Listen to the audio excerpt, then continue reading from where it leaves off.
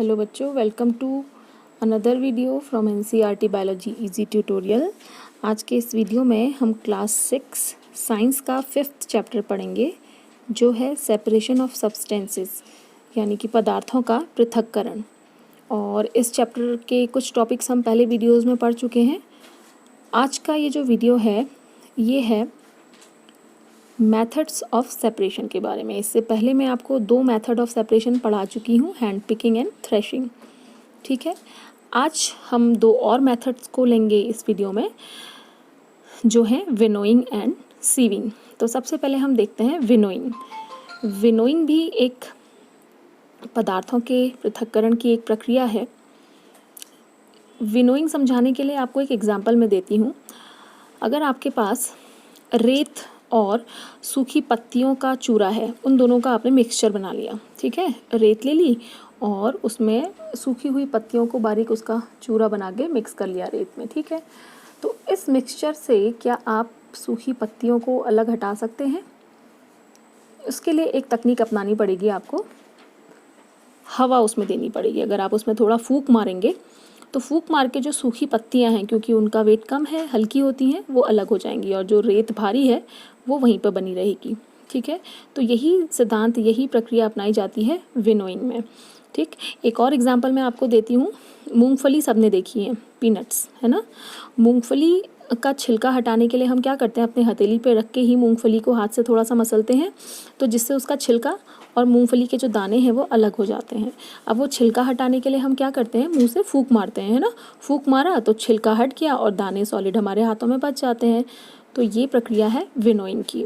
देखते हैं ये क्या है। It is a method of separation used to separate heavier and lighter components of a mixture by wind और बाय ब्लोइंग एयर।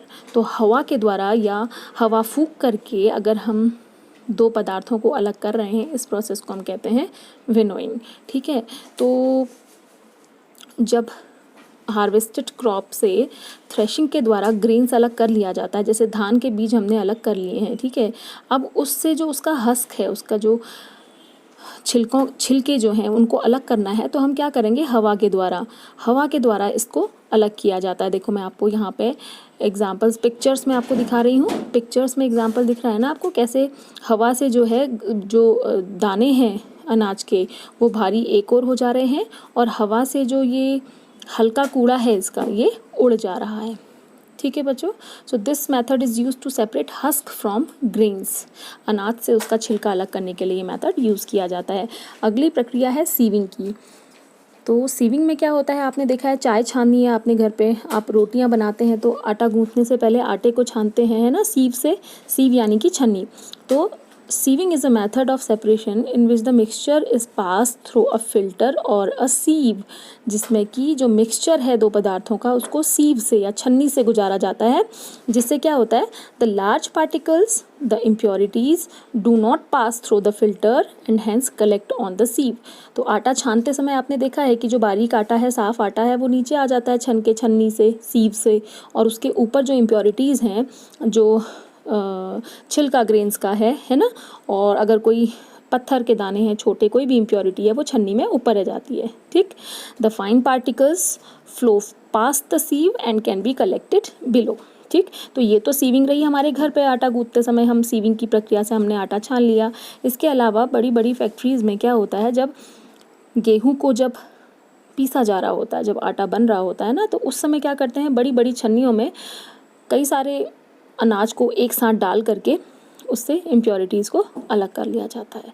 ठीक है बच्चों, ये साथ साथ मैं आपको पिक्चर्स में भी दिखाते जा रही हूँ ताकि आपको सब ये क्लियर हो जाए। ठीक है, तो आज के इस वीडियो में हमने पढ़ा बच्चों विनोइंग एंड सीविंग के बारे में। Thank you for watching.